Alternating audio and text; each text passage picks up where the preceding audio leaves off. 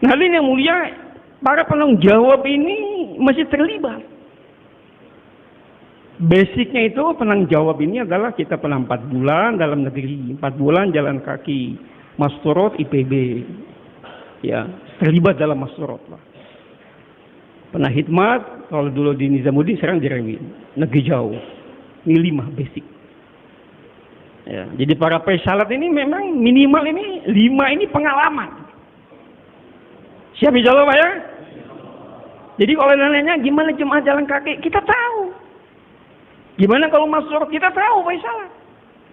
Ada yang tanya gimana nanti kalau Masturot, tahu karena kita terlibat. Ya, kalau ada yang mau cerita negeri jauh gimana, kita bisa kasih poin hidayah negeri jauh ke IP. Ya. Nah, ini penting para penanggung jawab ini adalah 5 takaza ini ditunaikan. Yang belum maka segerakan tunaikan. Siapa insyaallah Pak ya?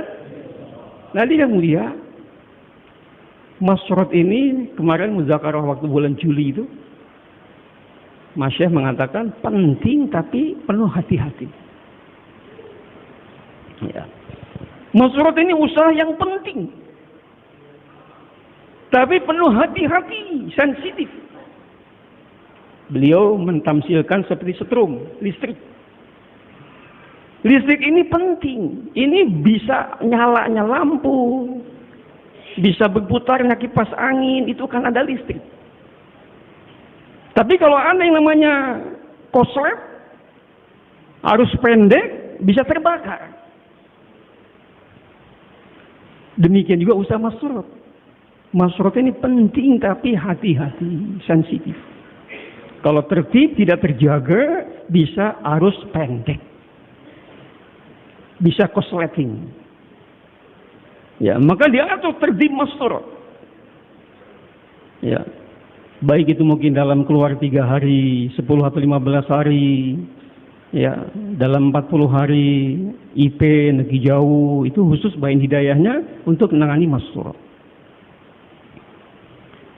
Nah, ini yang mulia, wanita kalau dilibat dalam dakwah ini akan melebihi suami. Maka sering mas kita bayang di zaman sahabat tidak ada wanita sahabat yang murtad. Nggak ada. Laki-laki waktu baginda Nabi diangkat jadi Nabi, ada yang murtad. Waktu Isra Mi'raj ada yang murtad. Waktu meninggal dunia, wafatnya Nabi, ada yang murtad. Tapi kalangan wanita sahabiah tidak ada yang murtad. Malah yang syahid pertama di kalangan umat Islam adalah wanita, Sumayyah radhiyallahu anha. Ya, jadi yang syahid pertama umat Islam itu wanita. Jadi kalau Bapak berangkat ke Mekah, jalan dari Hijrah Street lurus, jam-jam tower itu ada lapangan, ya, yang kosong nggak ada bangunan. Tempat merpati di situ dikasih makan. Di sininya ada hotel, ada yang hotel, restoran. Saya tanya sama orang yang mukim lama di sana, ini kenapa nggak dibangun? Dosor aja nggak kuat Pak. Dosor itu nggak kuat kalau dia mau bikin bangunan mental. Itu katanya bekas tetesannya Sumayyah radhiyallahu yang syahid di situ. Nggak dibangun. Disejarahkan sengaja supaya tahu nih tetesan wanita pertama yang syahid di jalan Allah. Ya, padahal kalau dibangun jadi hotel bisnis, ya, untuk restoran, untuk hotel, untuk macam-macam yang lain. Tapi kayak Dosor itu katanya nggak kuat, nggak mampu. Sengaja dijadikan sejarah, inilah bekas wanita yang syahid di jalan Allah. Ini ada bukti banyak kalau wanita terlibat dalam usaha agama. Ya. Ada satu cerita orang Kuwait itu, di Syria ada seorang anak laki-laki 11 tahun bisa menghafal Quran dalam 1 bulan.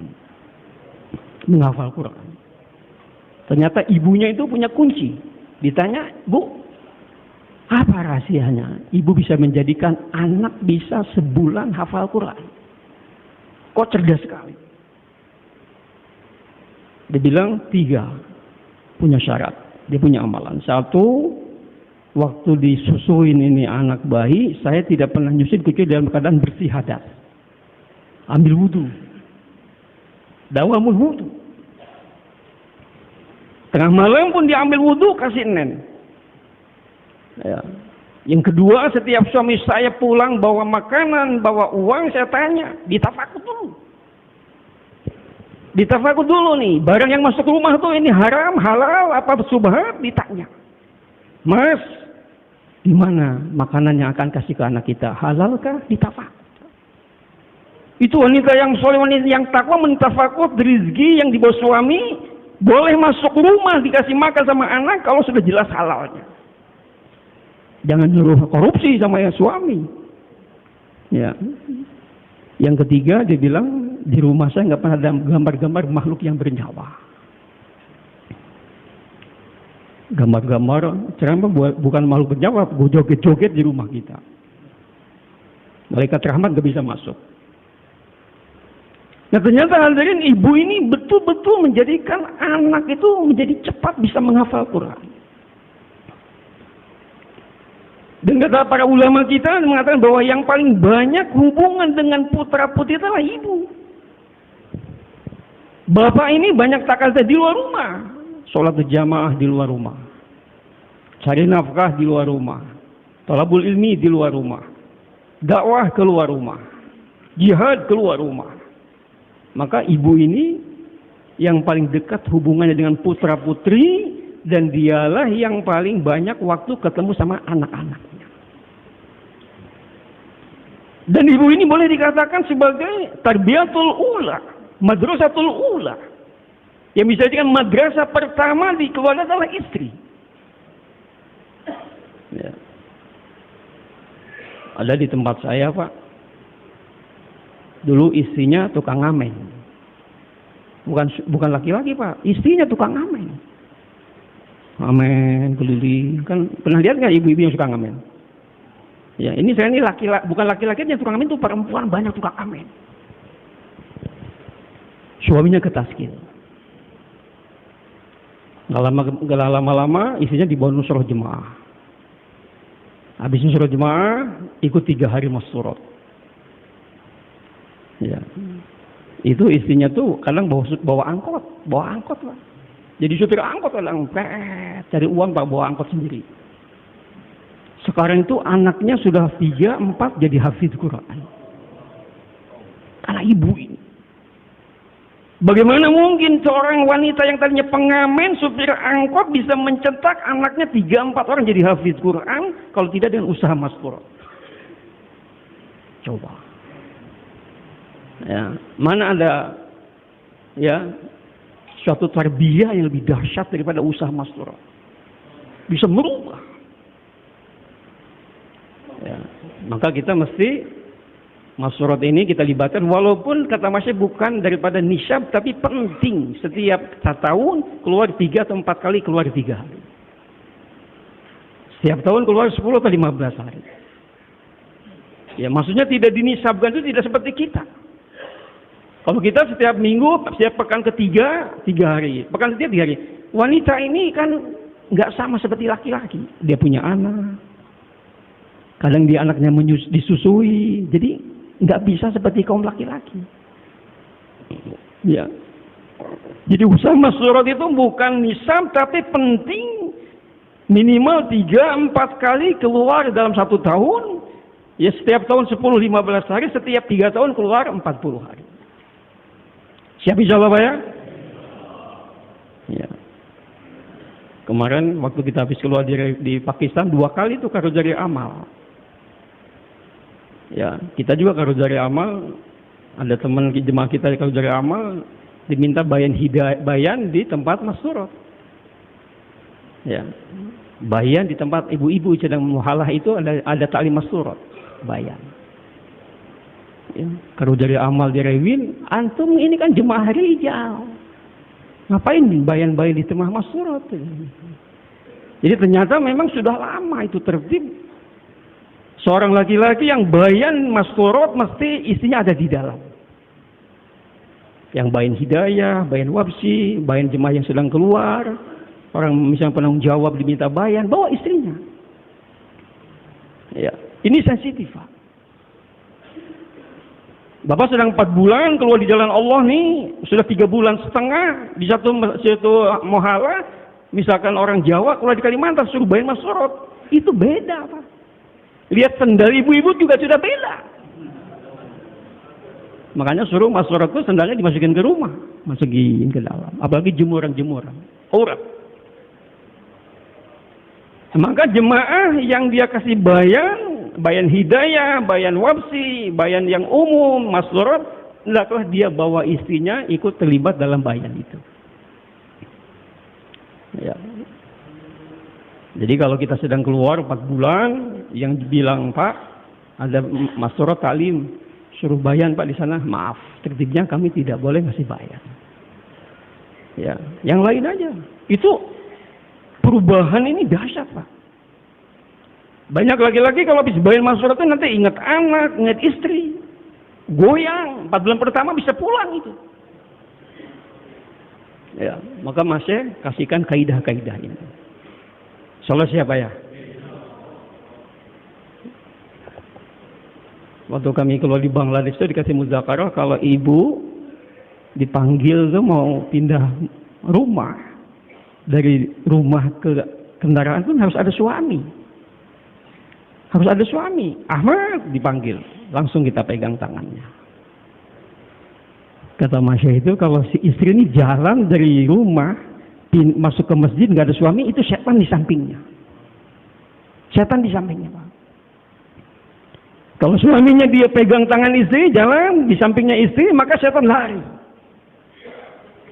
Ya, jadi jangan dibiasakan. Ibu-ibu semua masuk ke mobil ya, jangan panggil satu-satu. Ya, jangan dihilangkan. Iya, ibu-ibu semua masuk ke mobil. Jangan panggil satu, Ahmad, baru pegang tangannya. Tetangga yang lihat, Masya Allah, itu kakek-kakek nenek ini masih dia harmonis. Jenggot udah putih tapi masih harmonis. Kalau gitu saya ingin ikut Mas Sorof nih. Ya. Ada satu orang keluarga itu sudah lama mungkin gak pegangan sama istri. Kami datang itu ke Kalimantan Tengah, keluar ke Sampit. Allahumma'arham, saya sudah meninggal. Sudah lama nggak keluar masyarakat, mungkin keluar lagi. Itu pas dipegang sama suami jalan, Pak, kayak pengantin baru saya ini katanya. Jadi merasa begitu, ada suatu kerinduan, ada suatu kenikmatan. Ya. Nah, ini yang mulia, usaha masyarakat ini memang begitu dipentingkan untuk berubah suasana. Dan awal usaha masyarakat adalah ta'lim. Ta'lim rumah ini itulah basicnya masyarakat. Ta'lim rumah. Ya. Walaupun istri belum ikut, bikin ta'lim, tapi nggak boleh dipaksa. Cari waktu yang munasib.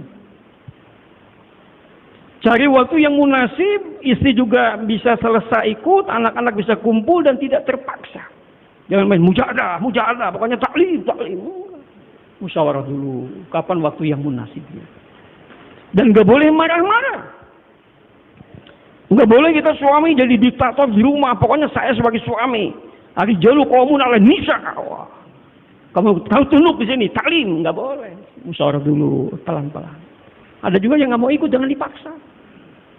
Kalau nggak mau ikut taklim, nanti saya cari hafizoh yang baru nih. Jangan. Ya. Jangan main ancam-ancaman. Jangan. Saya dengar itu di Malaysia, Pak. Ada suami bikin taklim, istri nggak mau ikut. Tapi dia terus istiqomah. Dia taklim sendiri. Suaminya nyetel TV. Istrinya nyetel TV. Suaminya taklim. Besoknya taklim lagi, istri nyetel TV lagi. Kadang itu istri itu dia pegang majalah perempuan. Ya, suatu saat karena mungkin mujahadah suami, dia taklim tetap dibuat, istri itu tangannya pegang majalah, matanya lihat TV, telinganya dengar taklim. Besoknya dia duduk. Ya, besok dia duduk terkesan dengan taklim yang dibacakan suami. Walaupun dia mata lihat TV, tangan pegang majalah wanita, telinganya dengar taklim karena asbab keistiqomahan suaminya. Dan gak lama kemudian dia keluar masyarakat di jalan Allah. Malah jadi penanggung jawab masyarakat. Dalam bayan kemarin Masya 15 hari istiqomah salim di rumah, istiqomah dengan tawajuh sungguh-sungguh, nanti ada perubahan. Ya. Jadi kita laki-laki juga ada di muhalah, sedang ada di makomnya, harus terlibat dalam ta'lim. Di rumah dengan ta'lim. Ya, karena ta'lim itu adalah makanan rohani kita juga dan keluarga. Kita ini mesti 2 kali ta'lim, ta'lim di masjid, ta'lim di rumah. Ya, ta'lim sederhana aja. Kalau yang baru-baru 1 hadis, 2 hadis. Muzakarah 2019 di sini by Afsar almarhum, Allahumma'arham. Begitu mudah. Ya. Begitu mudah standar itu ya. Kalau yang baru-baru, yang sudah penuh jawab ya setengah jam, 45 menit. 6 sifat sekali-kali, 2 hari sekali, 3 sekali 6 sifat. Ya. Jadi enggak setiap hari ada 6 sifat. Enggak ada halakat tajwid. Ya, enggak ada halakat tajwid. Ya. Jadi kita usahakan fadilah amal yang dibaca enggak ada muntakhab hadis. Ya, fadilah sedekah juga dibaca gantian. Ya. Yang baca kita besok dimusyawarahkan lagi untuk besok siapa? Putri kita yang sudah bisa baca atau istri kita, aliyah kita. Gantian. 6 sifat 2-3 hari sekali boleh 6 sifat. Yang belum mampu poin-poinnya saja. Ya. Hadadi Sayyidina Hasan rahmatullahi orang belajar 6 sifat ini sedang nunggu lampu merah jadi lampu hijau bisa 6 sifat selesai. Hadadi mengatakan begitu simpelnya 6 sifat. Begitu sederhananya 6 sifat, begitu mudahnya 6 sifat. Ya. Kita lagi bawa mobil, pas lampu merah. Itu bicara 6 sifat biasa saja tentang pentingnya iman, hidup ini sementara. Bagaimana kita hidupkan sunnah Nabi. Dan penting adalah kita jaga sholat sehingga kehusuan ada datang. Dan ini penting dengan ilmu dan zikir. Dan kita jaga akhlak kita dan amal kita ikhlas dan dakwahkan ini agama ke seluruh alam. Sudah cukup itu 6 sifat. Jadi tabligh ini bukan retorika. Tabligh bukan retorika ingin belajar pidato, bukan. Kampung Mewat itu adalah kebanyakan tidak sekolah. Di Mewat itu kebanyakan buta huruf. Waktu Syekh Ilyas rahimahullah menghidupkan dakwah di Mewat itu adalah memang jahil. Kondisi ya ekonomi, kondisi ilmu, kondisi iman memang jahil sekali. Di Bangladesh ada kakek-kakek buta huruf bisa talim rumah hidup. Ditanya gimana kakek bisa hidupin talim rumah? Setiap habis talim masjid saya ingat itu satu hadis, saya pulang ke rumah saya sampaikan kepada istri dan anak saya. Jadi nggak ada alasan nggak punya talim, nggak punya fadilah aman, nggak ada talim, nggak ada alasan. Kalau dia ada sungguh-sungguh, walaupun nggak bisa baca, dia rekam itu apa yang dibacakan di masjid, dia sampaikan di rumah. Itu sudah talim. Ya, walaupun dia buta huruf, nggak bisa pandai baca tulis. Inilah Bapak Ibu sekalian, ya, yang dirahmati Allah Subhanahu wa taala, penting bagaimana kita menghidupkan talim rumah. Kalau sudah ada 3 pasang di muhalah kita, di antaranya sudah 10-15 hari satu pasang, maka bisa dibuat talim muhalah. Ya, tali muhala bisa dibuat. Target tali muhala supaya setiap rumah orang Islam di kampung kita hidup talim. Kalau sudah semua rumah hidup talim, sudah nggak usah tali muhala lagi. Ada yang sudah semua rumah talim rumahnya hidup, ada nggak di kampung mana? Angkat tangan. Nah, maka targetnya tali muhala dulu. Ya. Dan tali muhala ini untuk umumiyat. Tadi dalam bayan subuh sudah dimuzakarahkan. Bagaimana kalau talim di rumah? Talim muhalah kita supaya ibu-ibu terlibat dalam talim muhalah kita. Dan pengendalian program oleh kaum laki-laki. Jadi wanita ini mesti dikawal musyawarah pagi, kalau nanti sore ada talim muhalah, itu program sudah dibuat oleh kaum laki-laki, jangan dibebaskan. Kalau dibebaskan seperti pengajian ibu-ibu nanti. Itu adanya majelis talim ibu-ibu itu kebanyakan karena nggak dikawal program oleh kaum laki-laki. Jadi bebas. Ibu-ibu wanita ini kalau sudah bebas program, dia akan bicaranya nanti bicara kemana-mana. Makanya kalau kita nusroh masturot yang sedang ditinggalkan, keluarga ditinggalkan kan, kasih bayin hidayah dulu. Ya, 2 pasang kita nusroh. Ada satu teman kita sedang ditinggalkan 4 bulan nih, ya, maka di halaqah dimusyarahkan Siapa yang nusroh fulan, bapak fulan sedang keluar 4 bulan ke Pakistan. Itu yang nusroh tuh dianjurkan itu 2 pasang. Ibu-ibunya 2 pasang. Dan ini istri kita dikasih bayan hidayah dulu. Apa yang mesti dibicarakan? Ya, jangan dibebaskan datang. Kemarin ada tuh. Sekarang ini udah mulai ada Grab, Pak. Bahaya.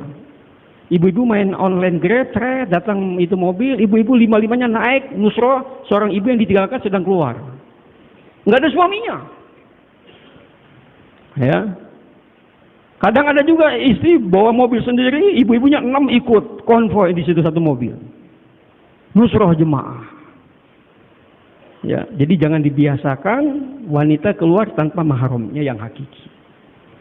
Ya.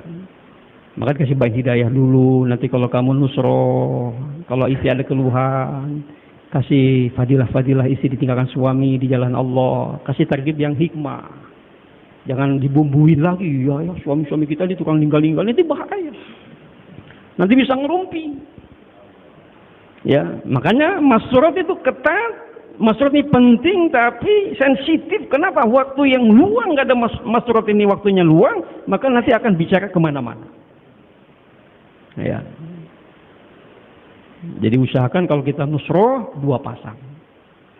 Ya, istri dikasih bayan hidayah, bawa hadiah, bawa sembako. Ya. Jadi jangan sampai nanti ada wanita yang jauhlah keluar karena suami kurang tafakkur tinggalin di rumahnya.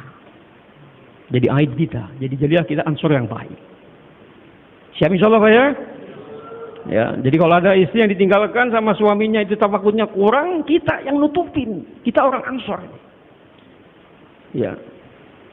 Mungkin dia ada masalah, sakit, ya, uang belanja kurang itu karena mungkin ada yang emergensi, bisa saja. Mungkin ada ATM-nya macet, kan itu. Ada yang mungkin ketelan kartu ATM-nya, nggak bisa keluar duit, kan bisa saja. Ya dia sendirian, nggak ada temen. Nah ini pentingnya ada yang nusroh. Ya. Demikian juga hadirin, setelah itu ada zur masturot. Ya, zur masturot ini, ya kita SA sebelumnya ikhtilaf ada zur masturot. Cuman nggak ada kargo jari, nggak ada. Ya, kecuali di markas Rabin ada memang sudah kondisi jauh, kargo jari di markas itu ada. Tapi kalau kita jur di kita, waktu ada teman kita Pak Abdurrahman kargo jari dulu tahun 2006 ya Pak Abdurrahman. 2006 tuh Profesor Abdurrahman datang ke Indonesia. Dia bikin zur masturot. Ya, maka dibatasi paling banyak 30 atau 40 ibu-ibu. 30 lah paling banyak. Ya, idealnya 20 tuh sudah banyak. Ya, jadi kita buat 20 atau 25 ibu-ibu bikin zur masturot. Programnya pertama taklim. Yang kedua bayan. Nah, bayan ini usahakan orang yang memang ada menjiwai usaha dakwah dan dia terlibat dalam masturot. Mubayin itu dia mestinya memahami tertib bayan. Ya, bayan masyarat bukan menjadikan istri kalau nangis-nangis, kemarin bayan masyaratnya hebat. Istri nungging-nungging pada nangis ibu-ibu. Itu mah hadirin mulia. Ibu-ibu itu mudah menangis memang. Nonton unyil aja bisa nangis.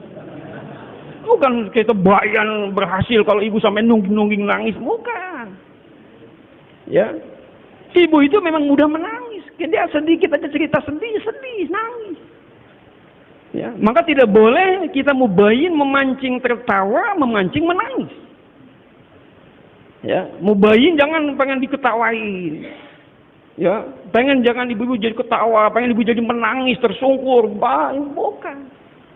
Bentuk wanita menjadi dai-nya. Bentuk wanita jadi dai-nya. Bentuk wanita menjadi merobiyah, bentuk jadi alimah, jadi khodimah, mendorong suami di jalan Allah. Kalau nangis itu kan dari emosional, dari emosi. Dulu ada Pak tahun 80-an tuh, ada orang keluar 3 hari kalau dengar bayan pingsan.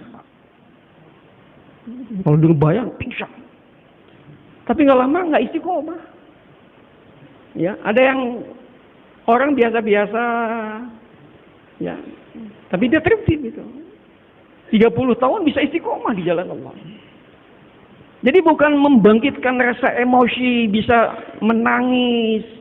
Ya, bukan. Tapi fikir, yang bentuk fikir. Seorang wanita bentuk fikirnya. Dalam bayan-bayan jangan memancing emosi menangis, emosi ketawa, tapi kita bentuk zihin wanita jadi da'iyah, jadi murabbiyah, menjadi alimah, menjadi khodimah. Kalau lihat suami malam markas, sudah nyiapin bedding, sudah nyiapin ompreng buat makan, ini jadi da'iyah. Ya, kalau malam Jumat ada yang assalamualaikum, wah ini bukan suami saya, ini jin yang pulang ke rumahnya. Karena tahu suami saya ini itikaf.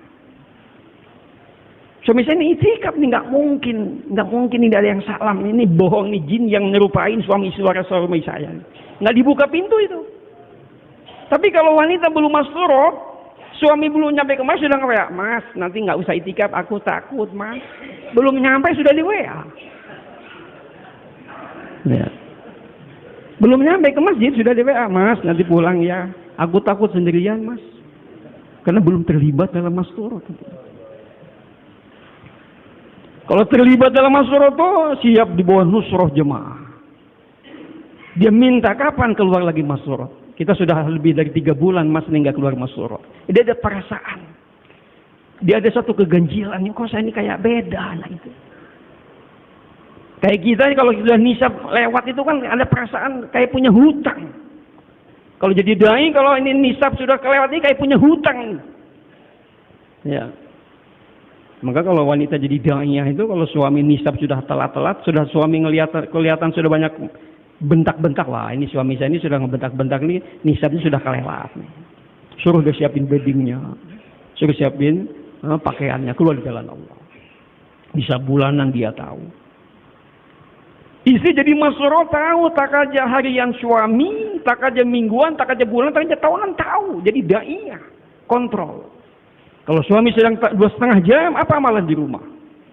Kalau suami sedang jaulah 1, apa amalan di rumah istrinya? Jadi ada connecting dengan istri. Jangan istri lagi doa, suami lagi doa mujaulah, istri lagi nonton TV di rumah. Ini nggak nyambung. Ya. Suami lagi mujahadah nih, mau doa, minta hidayah, keluar besok jemaah kes, istrinya main HP di rumah. Ya, maka ini penting bentuk bagaimana istri bisa dibuat untuk sejalan dengan suami. Ya. Nah, jur masturot ini Pak, itu dikumpulkan 10-15 hari ke atas, targetnya bagaimana bisa 40 hari masturot, bisa 2 bulan IP, bisa negeri jauh. Yang sudah 2 bulan IP bisa ke negeri jauh. Yang sudah 10 hari bisa 40 hari. Dan juga setelah itu ditafakut siapa yang akan keluar. Setelah itu kasih zihin, kasih target pentingnya menyiapkan rumah untuk menerima masturot. Nah ini penting lah.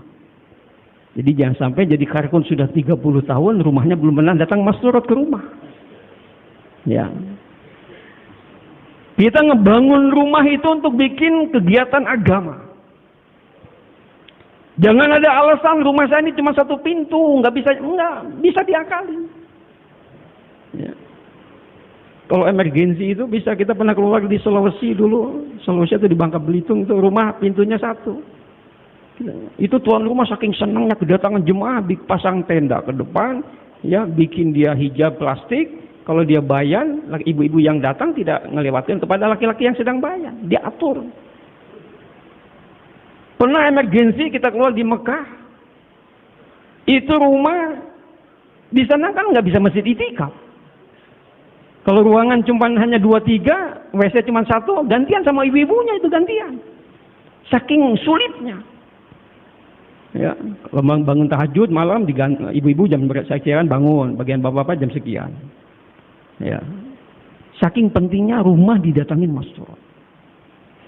Ya, jadi jangan sampai rumah dai, rumahnya tidak pernah datang jemaah masturot. Kemarin ada jemaah masturot ke Bogor itu Pak, pulang dari Sumbawa, Lombok ya, ke Surabaya, ke Indramayu, Cirebon, Kuningan, masuk Majalengka, Bandung, Bogor, itu ada 2 tunarungu Pak. 2 pasang tunarungu. Jemaah tunarungu ini jadi Faisal Abad itu ada 6 pasang, diantaranya 2 pasang jemaah tunarungu masturot. Ya, ibu-ibunya tunarungu, bapaknya tunarungu. Dia bisa masuk ke Indonesia 2 bulan Pak. Bapak nggak tunarungu, normal. Masa nggak bisa berangkat ke Pakistan 2 bulan? Sampai ulama-ulama yang tadinya nggak terkesan dengan usaha agama itu, dia terkesima lihat ada jemaah Pakistan yang isinya suaminya itu tunarungu dengan bahasa isyarat, Pak. Haji. Ternyata di Pakistan tunarungu itu sejak tahun 85 sudah dibumingkan, Pak. Dalam 85 itu sudah dibikin Jumat tunarungu, itu sudah 85. Kemarin kita hari Sabtu yang lalu malam Ahad kita bikin juru tunarungu, dicoba. Di Bogor itu setengah hari usuli-usuli bisa 20 orang bisa kumpul, di antaranya 6 pasang bawa istrinya ke rumah saya. Datang ke rumah. Suami istri 6 pasang ini tunarungu, Pak.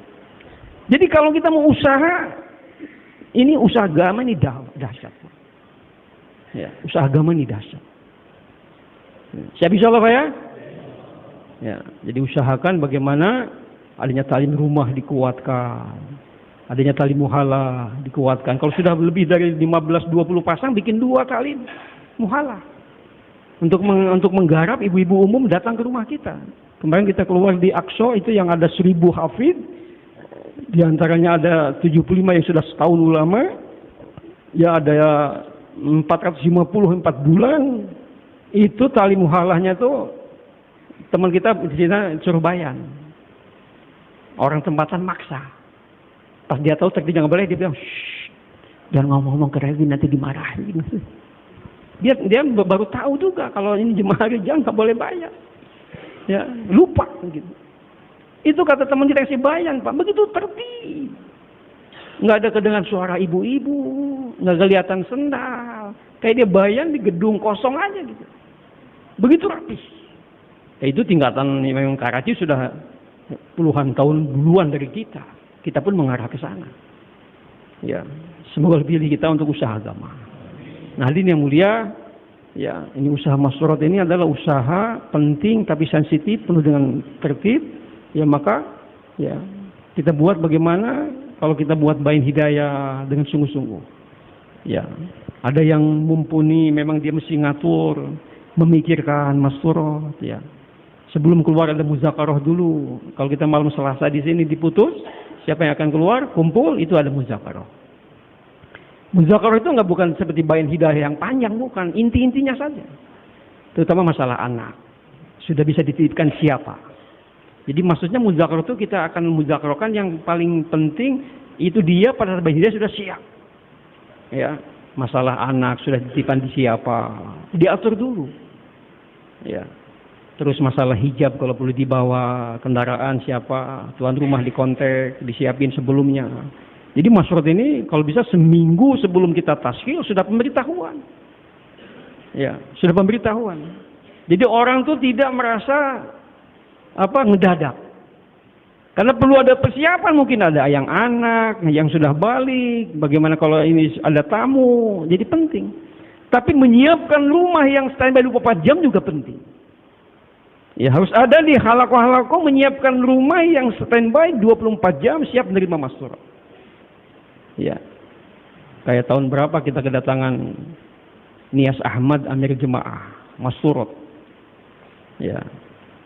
Waktu itu banyak cerita tentang nggak ada tasil cash Masturot itu. Nias Ahmad dia datang keliling Pulau Jawa, DKI, Jawa Barat, Jawa Tengah sampai Jawa Timur. Itu jemaah yang 3 hari itu 40 jemaah cash terbentuk, 15 hari lebih dari 15 jemaah, 40 hari lebih dari 4 jemaah. Setiap dia masuk ke rumah, dia inginkan jemaah cash terbentuk. Itu jemaah cash yang sudah lama nggak nisab, Pak. Ya, Masturot ini bukan berarti nggak boleh cash jemaah tuh. Dia tahu ini sudah 3-5 bulan nggak keluar, ini mesti keluar besok. Ya. Kalau dia mau pindah nih dari Bogor ke Sukabumi, dia sudah duluan ambil sapnya ke Sukabumi. Bentuk zihin, siapa yang besok malam markas dia datang. Dia target. Siapa yang besok akan siap menerima jemaah kami selama sekian minggu, ya berapa rumah disiapkan. Berdiri semua, ada 6 rumah. Antum siapin jemaah cash, saya akan masuk rumah kamu. Jadi udah bentuk fikir maksudnya. Bila jemaah belum datang ke tempat yang ditaskil, dia sudah ada zihin dulu, ada target dulu. Setiap rumah sudah mikir siapa yang sudah lama nggak pernah keluar lagi. Ternyata itu dengan jalan begitu ada jemaah-jemaah yang namanya dia habis masuk satu rumah sebelum pindah tambahin hidayah dulu. Dan dia minta penanggung jawab markas ikut.